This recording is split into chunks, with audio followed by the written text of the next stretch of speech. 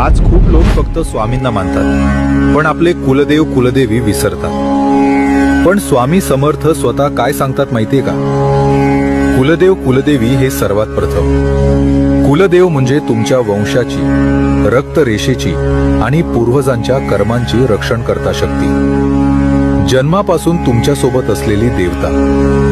स्वामी, गुरु, इष्टदेव हे मार्ग दाखवतात, पण घराचं रक्षण कुलदेव करतो। फक्त स्वामी भक्ती केली आणि कुलदेव विसरले तर भक्ती असते, पण आयुष्यात अडथळे राहतात। कृपा असते, पण स्थैर्य येत नाही। हे असंच आहे, छत रंगवलं पण पाया दुर्लक्षित केला। म्हणून स्वामी सांगतात, आधी कुलदेव कुलदेवी, मग स्वामी आणि गुरु। हे विरोधी नाही, हे पूरक आहेत।